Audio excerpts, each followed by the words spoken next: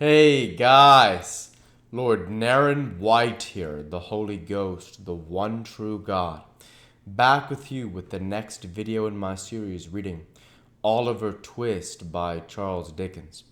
Without further ado, returning to Oliver Twist as read by Lord Naren White. Chapter 20, wherein Oliver is delivered over to Mr. William Sykes.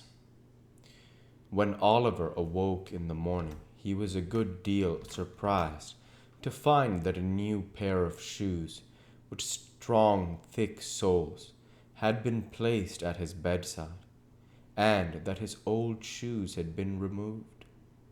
At first, he was pleased with the discovery, hoping that it might be the forerunner of his release, but such thoughts were quickly dispelled.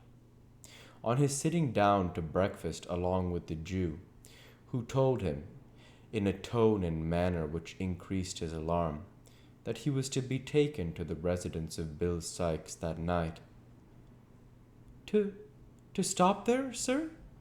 Asked Oliver anxiously. No, no, my dear, not to stop there, replied the Jew.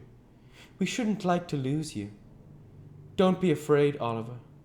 You shall come back to us again, ha, ha, ha. We won't be so cruel as to send you away, my dear. Oh, no, no.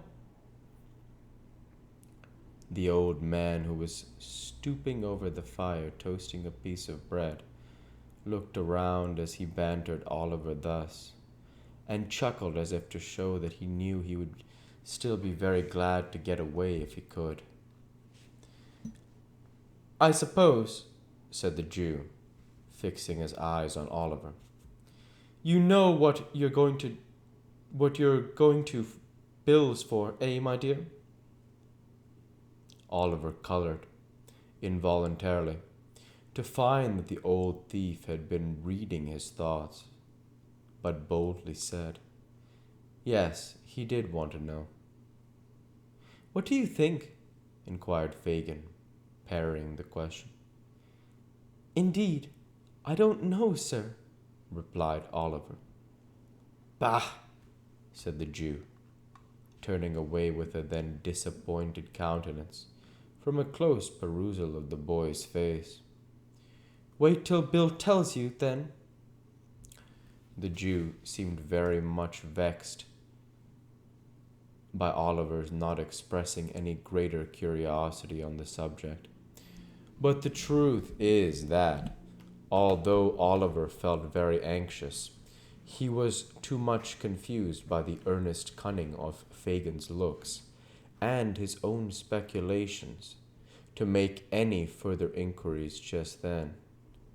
He had no other opportunity, for the Jew remained very surly and silent till night, when he prepared to go abroad.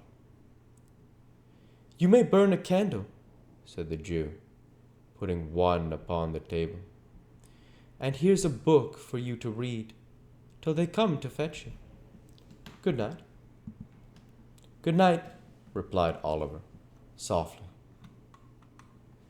The Jew walked to the door, looking over his shoulder at the boy as he went.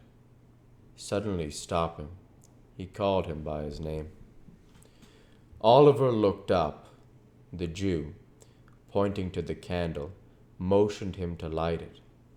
He did so, and, as he placed the candlestick upon the table, saw that the Jew was gazing fixedly at him, with lowering and contracted brows, from the dark end of the room.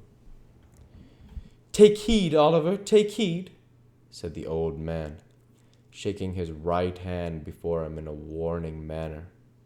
He's a rough man, and thinks nothing of blood when his own is up. Whatever falls out, say nothing, and do what he bids you. Mind, placing a strong emphasis on the last word. He suffered his features gradually to resolve themselves into a ghastly grin, and, nodding his head, left the room.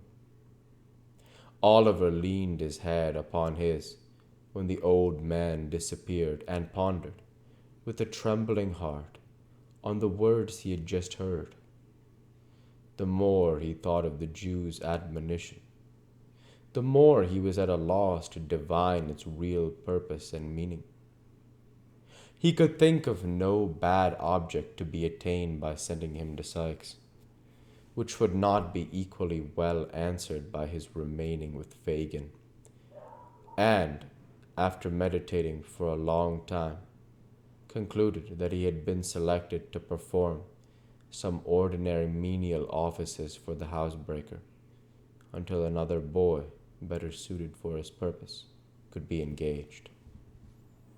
He was too well accustomed to suffering, and had suffered too much where he was, to bewail the prospect of change very severely.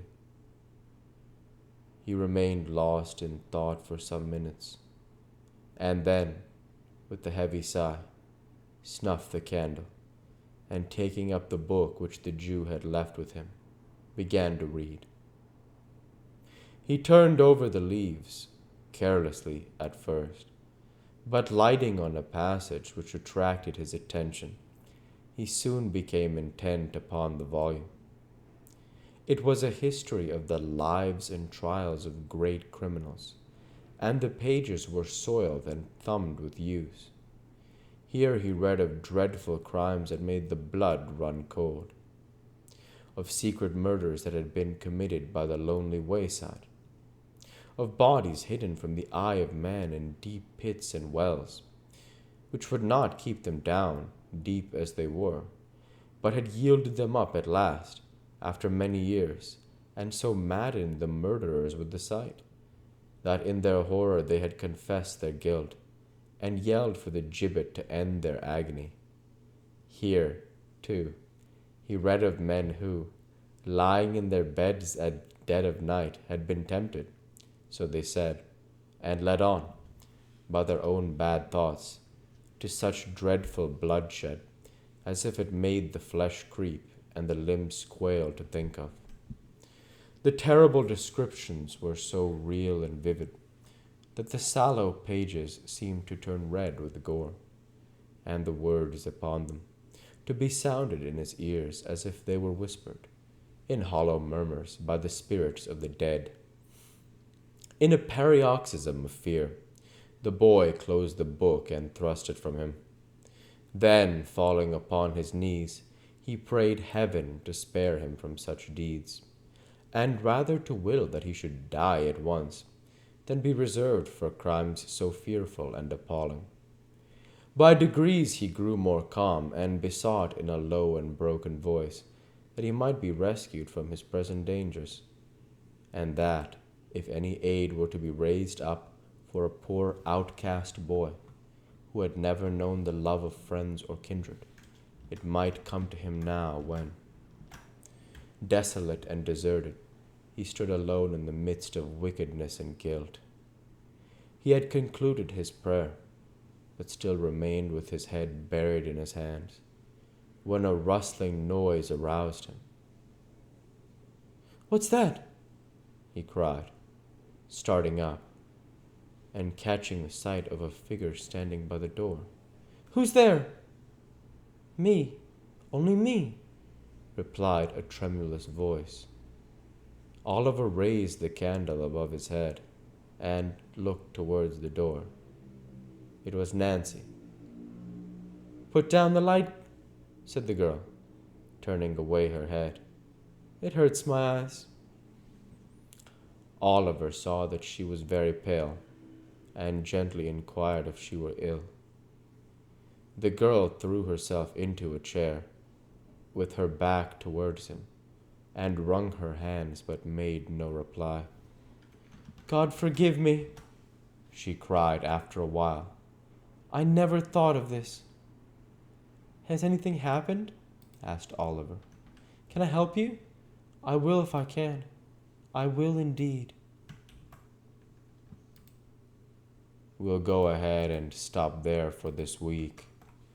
As usual, I want to say thank you for watching, and I hope you enjoyed. Please like, comment, and subscribe as it greatly helps the channel. Light be with you all. Take care and thanks again